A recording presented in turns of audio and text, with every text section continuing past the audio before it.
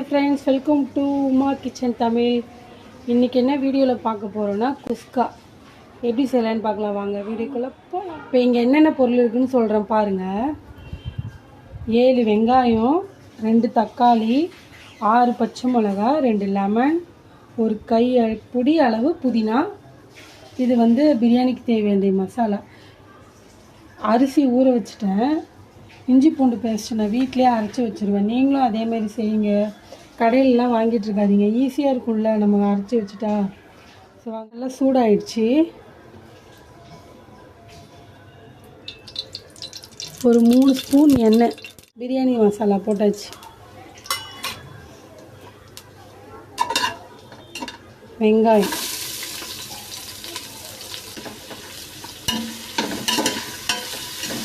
வெங்காயம் நல்லா பச்சை வாசனை போகிற அளவுக்கு வதக்கி விடுங்க. வெங்காயம் நல்லா வதங்கிருச்சு. என்ன பண்ணணும்னா பச்சை மிளகாய் போட்டுருங்க. பச்சை மிளகாய் போட்டுட்டு ஒரு 2 ஸ்பூன் மஞ்சள்தூள்,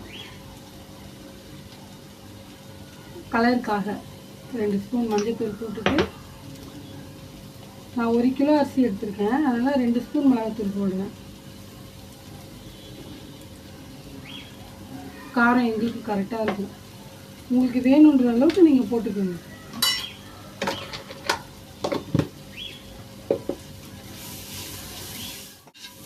இது ஒரு கலரிட்டு அதுக்கப்புறம் இஞ்சி பூண்டு பேஸ்ட்டு போடணும். 3 ஸ்பூன் போடுங்க. 3 ஸ்பூன் இஞ்சி பூண்டு பேஸ்ட்டு வதக்கியாச்சு. புதினாவை போட்டுடலாம். புதினா நிறைய போடாதீங்க, அது ஒரு மாதிரி தெகுட்டுற மாதிரி இருக்கும். பசங்களுக்கும் அது பிடிக்காது. சில பேர் அரைச்சி போட்டுருவீங்க, எனக்கு அரைச்சா பிடிக்காது, அதனால் இப்படி போட்டுட்டேன். போட்டுட்டு தக்காளி, இப்போ தான் தக்காளி சேர்க்கணும்.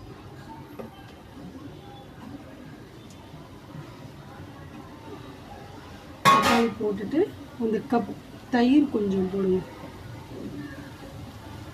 இதை தயிர் ஊற்றிட்டு நல்லா வதக்கி விடுங்க. என்னடா அது இஞ்சி பூண்டு பேஸ்ட்டு தானே வெங்காயத்தில் போடணும், அதுக்கு முன்னாடியே மிளகாத்தூள் மஞ்சத்தூள்லாம் சேர்க்குறீங்களேன்னு நினைப்பீங்க. அப்படி சேர்க்குறதோட நம்ம வெங்காயம் வதங்கின பிறகு மிளகாத்தூள், பச்சை மிளகா, மஞ்சத்தூள்லாம் போட்டு அதுக்கப்புறமா இஞ்சி பூண்டு பேஸ்ட்டு போட்டு வதக்கி பாருங்கள். அது டேஸ்ட்டு நல்லாயிருக்கும். நீங்கள் ட்ரை பண்ணிவிட்டு எனக்கு கமெண்ட் சொல்லுங்கள், நான் கேட்குறேன் எப்படி இருக்குங்க. சரியா?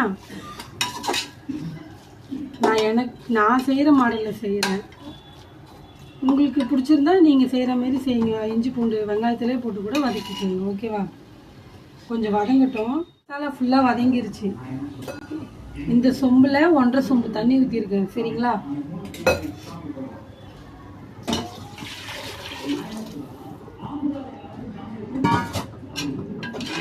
உப்பெல்லாம் இப்போயே கரெக்டாக இருக்கான்னு செக் பண்ணிக்கோங்க. அரிசி போட்ட பிறகு கலக்கி விடாதீங்க, அரிசி உடஞ்சிரும். சரிங்களா? உப்பு இல்லை.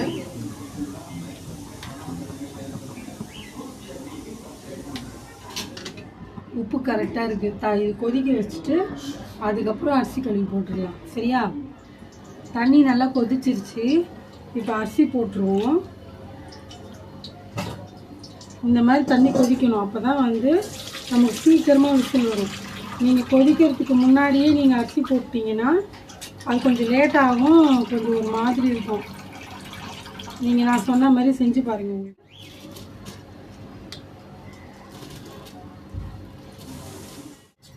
லேசாக இப்படி பண்ணி விடுங்க. ஸ்லோ பண்ணிவிட்டு பண்ணுங்கள்.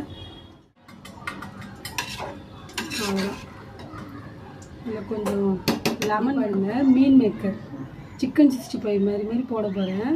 இது நல்லா தண்ணியில் ஊற வச்சுட்டு நல்லா தண்ணி விட்டு பிழிஞ்சிட்டு சிக்கன் 65 மசாலா, தயிர், உப்பு, இஞ்சி பூண்டு பேஸ்ட் நல்லா பிசைஞ்சு 1 ஹவர் ஊற வச்சுருங்க.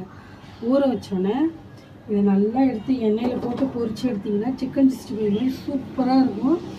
இன்னும் ரொம்ப பொரிய விட்றாதீங்க, ஒரு மாதிரி மொறுன்னு ஆகிடும். கொஞ்சம் அந்த மேலே இதெல்லாம் இதுவான பிறகு நமக்கே தெரியும். அந்த பதத்துக்கு எடுத்திங்கன்னா சாஃப்டாக இருக்கும். நான் காட்டுறேன் பாருங்களேன். கடாய் நல்லா காஞ்சிருச்சு.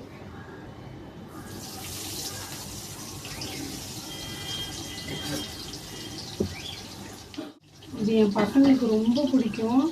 ஸ்கூலுக்கெலாம் இதை நான் அடிக்கடிக்கு கட்டி கொடுப்பேன். சாப்பாடு செஞ்சு முடித்தாச்சு. எப்படி இருக்குது பாருங்கள், உடையாமல். நீங்கள் இதேமாதிரி செஞ்சீங்கன்னா உங்களுக்கு சூப்பராக வரும். இந்த மீன் மேக்கரில் சிக்கன் 65, தயிர் பச்சடி, முட்டை.